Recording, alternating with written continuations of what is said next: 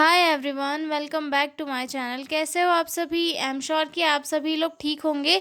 तो चलिए आज का वीडियो स्टार्ट करते हैं। आज के वीडियो में हम लोग जो है एंटीसेप्टिक वाला क्वेश्चन डील करेंगे। ठीक है, बहुत ही इजी लैंग्वेज में डील करेंगे। तो जो लोग भी चैनल पर नए हैं वो लोग चैनल को सब्सक्राइब कर ले, और पीडीएफ नोट्स चाहिए हो तो डिस्क्रिप्शन में मेरा मेल दिया हुआ है। आप उस मेल पे कांटेक्ट करके पीडीएफ नोट्स ले सकते हो। तो चलिए स्टार्ट करते हैं। एंटीसेप्टिक एंटीसेप्टिक होता क्या है? एंटीसेप्टिक जो है एक ऐसे केमिकल एजेंट्स होते हैं या फिर केमिकल सब्सटेंस होते हैं जिन्हें हम इन्फेक्शन को दूर करने के लिए यूज़ करते हैं। जैसे कि हमें कहीं घाव वगैरह लग जाता है या फिर कहीं जल जाता है तो वहाँ पर हम डेटॉल वगैरह लगाते हैं ना। डेटॉल हो गया, सेवलन हो गया, तो ये सारे सब्सटेंस क्या है? एंटी सेप्टिक्स है जिन्हें हम इन्फेक्शन को कम करने के लिए यूज़ करते हैं। ये दो तरह से वो काम करते हैं। एक तो एक ये बैक्टीरियोसिडल एक्शन करते हैं, और या तो फिर बैक्टीरियोस्टैटिक, यानी कि बैक्टीरियोसिडल यानी कि बैक्टीरिया को डायरेक्ट किल कर देते हैं, या फिर बैक्टीरियोस्टैटिक दैट मीन्स कि ये उसकी ग्रोथ को कम कर देते हैं। ठीक है, इंट्रोडक्शन से स्टार्ट करते हैं। और हमें एक और बात बता रही थी कि जो एंटीसेप्टिक्स होते हैं ये डिसइंफेक्टेंट से डिफरेंट होते हैं। एंटीसेप्टिक यानी कि ऐसे सब्सटेंस जिन्हें हम लिविंग थिंग्स पे भी यूज़ कर सकते हैं। जैसे कि कहीं कट लग गया, घाव लग गया, जल गया, तो उन चीज़ों पर इन्फेक्शन से बचाने के लिए हम यूज़ कर सकते हैं। जबकि डिसइंफेक्टेंट क्या होता है? ऐसे केमिकल एजेंट्स होते हैं डिसइंफेक्टेंट जिन्हें हम नॉन लिविंग थिंग जैसे कि फ्लोर हो गया, इंस्ट्रूमेंट हो गया, इन्हें क्लीन करने के लिए यूज़ करते हैं। ठीक है, तो इसमें आप कंफ्यूज मत होइएगा। ओके, इंट्रोडक्शन से स्टार्ट करते हैं। Infection is a common problem in hospital, specially in wound, cuts, burn and surgical site. यानी कि इन्फेक्शन जो है एक कॉमन प्रॉब्लम है हॉस्पिटल में, जो है स्पेशली कहाँ कैसे कि किसी पेशेंट को वाउंड है, मतलब घाव है, वहाँ पे कट लग गया है, कहीं जल गया है, या फिर सर्जिकल साइट है, उन जगहों पे क्या होता है? इन्फेक्शन के ज़्यादा चांसेस होते हैं। ठीक है, क्योंकि ओपन एरिया होता है और ओपन एरिया में इन्फेक्शन के चांसेस ज़्यादा होते हैं। ठीक है, to prevent infection special chemical substances called antiseptic are used. मतलब उन इन्फेक्शन से बचाने के लिए कुछ स्पेशल केमिकल सब्सटेंसेस का यूज़ किया जाता है जिन्हें एंटीसेप्टिक कहा जाता है। ठीक है, antiseptic are applied in living tissue like skin, wounds and mucous membrane. Antiseptic जो है लिविंग टिश्यूज़ में अप्लाई किया जाता है, जैसे कि वाउंड हो गया, म्यूकस मेम्ब्रेन हो गई, घाव हो गया, बर्न हो गया, ऐसी जगहों पे यूज़ किया जाता है। ठीक है, they either kill microorganism, bacteria bactericidal action और स्टॉप देयर ग्रोथ, यानी कि बैक्टीरियोस्टैटिक एक्शन। यानी कि ये या तो बैक्टीरिया को डायरेक्ट किल कर देते हैं या फिर बैक्टीरिया की ग्रोथ को कम करते हैं, जिससे कि इन्फेक्शन कम फैलता है। ठीक है, they are different for disinfectant which are used in non living surface like full floors instrument. या और जो एंटीसेप्टिक्स होते हैं ये डिसइंफेक्टेंट से डिफरेंट होते हैं, जिन्हें डिसइंफेक्टेंट क्या होता है? ऐसा केमिकल एजेंट जिन्हें नॉन लिविंग थिंग जैसे कि फ्लोर हो गया, इंस्ट्रूमेंट हो गया, कोई टेबल हो गया, इसे क्लीन करने के लिए यूज़ किया जाता है। जबकि एंटीसेप्टिक सॉल्यूशंस क्या होते हैं? जिन्हें हम लिविंग थिंग्स पर इन्फेक्शन को कंट्रोल करने के लिए यूज़ करते हैं। ठीक है, common example included spirit, iodine solution, ठीक है, क्लोरहेक्सिन क्लोरहेक्सिडिन, हाइड्रोजन पेरोक्साइड और डेटॉल। आई एम श्योर इन सभी के नाम आपने सुने होंगे। ठीक है, antiseptic play an important role in nursing practice to prevent hospital acquired infection and promote wound healing. Antiseptic एक काफ़ी वाइटल रोल प्ले करता है हमारी नर्सिंग की फील्ड में, क्योंकि हमें जो है हॉस्पिटल में इन्फेक्शन कंट्रोल से बचाना हमारा एक बहुत ही इंपॉर्टेंट रोल होता है।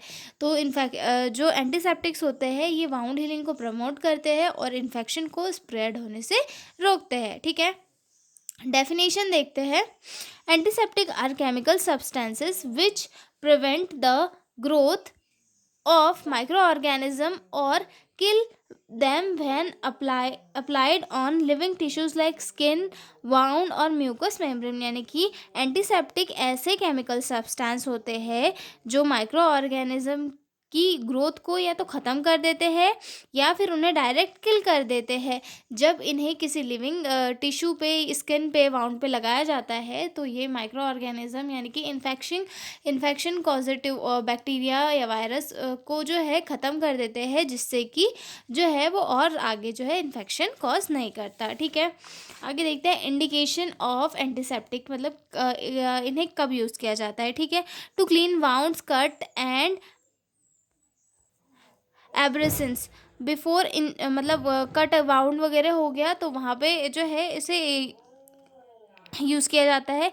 बिफोर इंजेक्शन आईवी कैनुला और ब्लड कलेक्शन स्किन प्रिपरेशन, जब अब हम किसी पेशेंट को जो है आईवी कैनुला लगाते हैं या फिर इंजेक्शन लगाते हैं या फिर ब्लड कलेक्शन करने के लिए भी जो है निडल इंसर्ट करते हैं, तो उस टाइम पे अपन वो कॉटन इस कॉटन स्पिरिट कॉटन लेके वहाँ पे जगह क्लीन करते हैं ना, तो उस टाइम किया जाता है। ठीक है।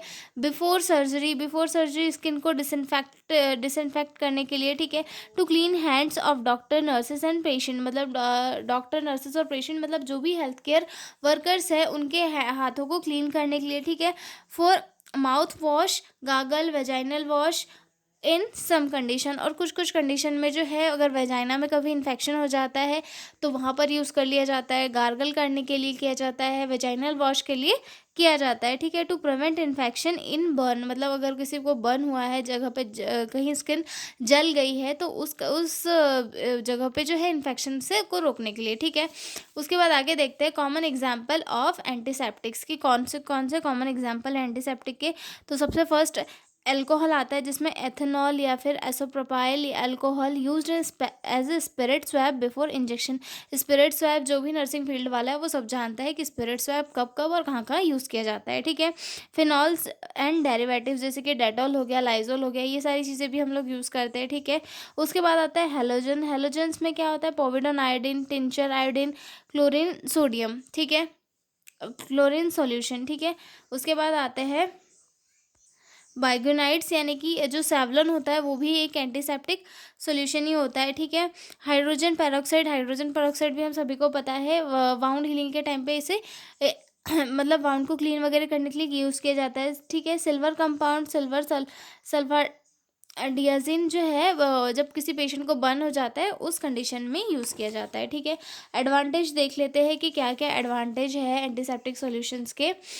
Prevents wound infection, antiseptic solution से क्या होता है, वाउंड इन्फेक्शन को प्रिवेंट किया जाता है। ठीक है। Reduce spread of hospital acquired infection, मतलब जो है हॉस्पिटल एक्वायर्ड जो इन्फेक्शन होता है यानी कि नोसोकोमियल इन्फेक्शन, उससे प्रिवेंट करता है। जब डॉक्टर नर्सेज अपने आप को प्रिवेंट करने के लिए जो सबसे ज़्यादा जो है सैनिटाइज करते हैं, जिस ताकि पेशेंट को भी खुद से इन्फेक्शन ना हो और पेशेंट के थ्रू हमें भी कोई इन्फेक्शन ना हो। ठीक है।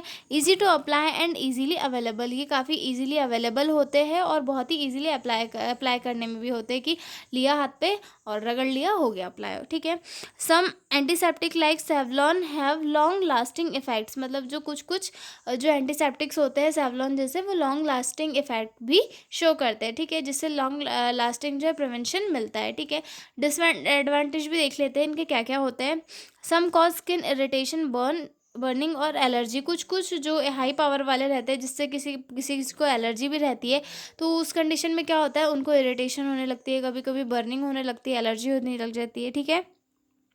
ओवर यूज़ में कॉज रेजिस्टेंट इन माइक्रो ऑर्गेनिज्म, अगर ओवर यूज़ कर लिया जाता है तो कुछ कुछ माइक्रो ऑर्गेनिज्म से रेजिस्टेंट भी हो जाता है कि वो उस माइक्रो ऑर्गेनिज्म के ऊपर जो है उस एंटीसेप्टिक सॉल्यूशन का कोई असर ही नहीं पड़ता है, इन्फेक्शन बढ़ जाता है। ठीक है।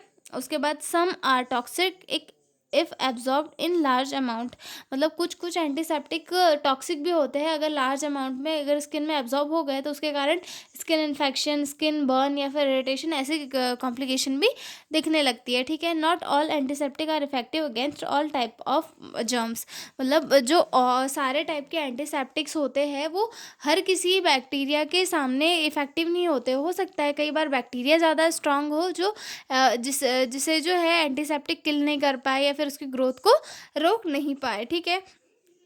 तो ये हो गए इसके डिसएडवांटेज। अब देख लेते हैं nursing responsibility. Use correct antiseptic for correct purpose, for example spirit for injection side, iodine for surgery side, मतलब हर जगह हमेशा जो है जो करेक्ट एंटीसेप्टिक जहाँ यूज़ किया जाना है वहाँ पे वही करना चाहिए। जैसे कि स्पिरिट को कहाँ यूज़ किया जाना चाहिए, इंजेक्शन साइड पे पहले प्लेस को क्लीन करने के लिए यूज़ किया जाता है। ठीक है। और आयोडीन को सर्जरी साइड पे। ठीक है। उसके बाद check for allergy history, some patient are allergic to iodine, मतलब जो पेशेंट, कुछ पेशेंट होते हैं वो उन्हें एक एलर्जी होती है कुछ कुछ एंटीसेप्टिक सॉल्यूशन से, तो पहले उनकी हिस्ट्री ले लेना चाहिए ताकि उन्हें कोई एलर्जिक रिएक्शन वगैरह शो ना हो, ठीक है। Apply with proper technique, for example circular motion from inside to out while cleaning injection site, मतलब जो है एक प्रॉपर टेक्निक में ही एंटीसेप्टिक सॉल्यूशन का को यूज़ करना चाहिए, लगाना चाहिए। इससे क्या होता है, ज़्यादा मतलब इन्फेक्शन को हम इफ़ेक्टिवली रोक सकते हैं, ठीक है। जैसे कि सर्कुलर मोशन में इनसाइड से आउटसाइड की ओर लगाना चाहिए, ठीक है।